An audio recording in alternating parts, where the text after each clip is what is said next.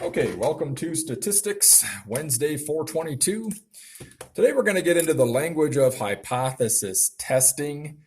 First couple of pages, you need to copy these notes. If you don't have these to look at, you're not going to be able to answer the questions that follow.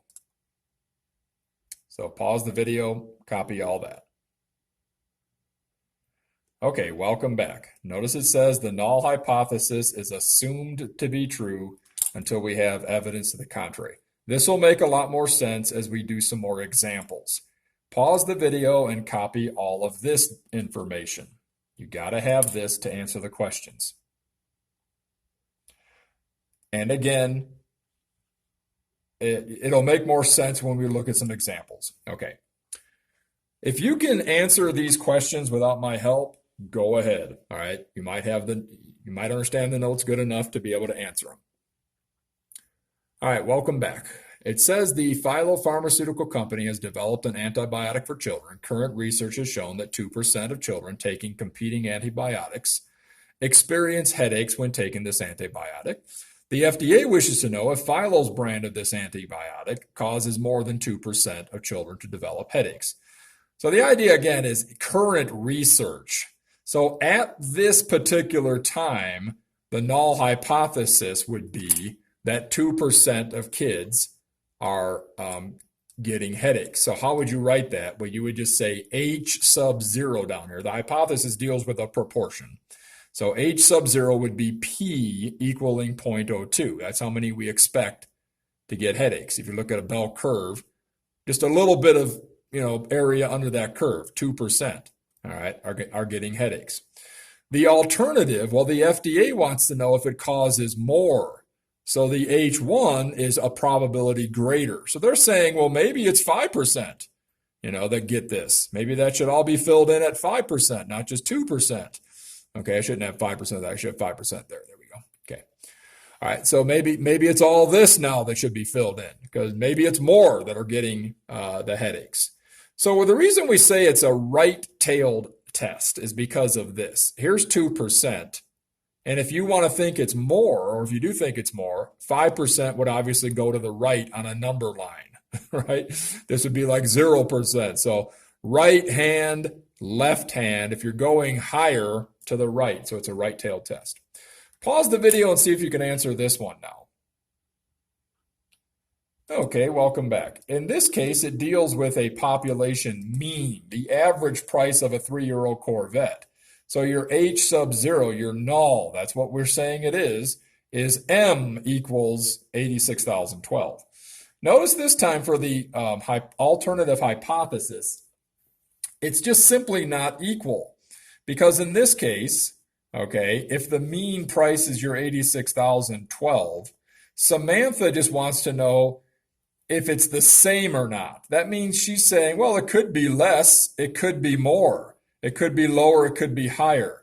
So it's not going to right or left, it's going to both, right? It's going to the left or the right. So that's why we say it's just simply not equal. And then that makes it a two-tailed test. Again, think of a number line. You can have a higher price, you can have a lower price to the left or to the right, two-tailed. Pause the video and answer this one.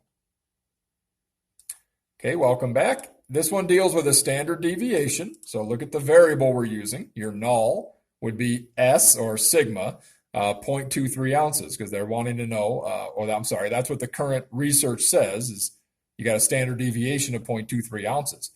But the engineer wants to know if this has less variability, okay? So his alternative is to say, we want a standard deviation. We want to see if the standard deviation is less than that. So again, that makes it a left-tailed test because if 0.23 is your standard deviation and you want less, that's going to go towards the left. Going toward the right would make it more. So it's a left-tailed test. Please copy this chart and then we'll talk about what it means. So pause the video. It's very important you get this chart down. Okay, like I said, we're going to talk about what it means in just a moment. There's more to copy. Please copy this down. Okay, welcome back. Now, in court, the null hypothesis, H sub 0, is innocent until proven guilty. So if that's true, like I have right there, if you're innocent in court, okay, with a partner, discuss what a type 1 error in court would mean and why we want its level of significance to be so small. If you make a type 1 error, you are rejecting the fact that somebody is innocent. So you're sending an innocent man to prison, okay? So that's very significant. So then why is this so low if it's very significant? Because the level of significant is the probability. We don't want to make a type 1 error. We want that probability to be very low. And it should be low. If you are innocent, then you shouldn't be found guilty anyway. Okay. All right. See if you can answer these two questions. If you can't, I'll help you out, but obviously pause the video. Okay, welcome back. Here's a type 1 error. Now, you got to read this carefully and work with this chart. So look at the chart down here while I'm talking about this. The FDA's research shows that more than 2% of children experience headaches with Phyllo's antibiotic, when in reality, only 2% do. Now, 2% is what the null was. They were saying, you know, it's a probability of, or a proportion, not a proportion. It's a proportion equal to 2%. So I'm going to write, that's reality, class. Okay? That's why I put that reality there. That's reality. Okay? But what happened? Their research said, no, we just show that it's greater than 2%. You know, it's 4 or 5%. Well, their research was wrong, or there was something that it might not have been wrong. It's a matter of, I'm sorry, they happened to sample kids who were more prone to getting headaches. I guess you could say their research was wrong if they did some things incorrect, and they're going to get the same wrong conclusion. But the idea is they happened to sample a group of kids where 5% of them got headaches. So what did they do? They made a type 1 error because they rejected the hypothesis. They rejected this truth. They claimed it was 5% on their research. So rejecting what is true, see, is a type 1 error. Now, let's do number 2. Okay. Erase all this. A type 2 error over here. The FDA's research showed that 2% of children experience headache with Phyllo's antibiotic, when in reality, this is the key, in reality, more than 2% are getting it. So in other words, the reality is that this is not true. Okay, it's not a probability, a proportion, I'm sorry, equal to 2%. It's really a proportion equal to 5% or something. That's what the reality is, see? And what happened? Their research said, no, we did some research and we only found that it was equal to 2%. So we are going to not reject this one right here. We're going to keep that one.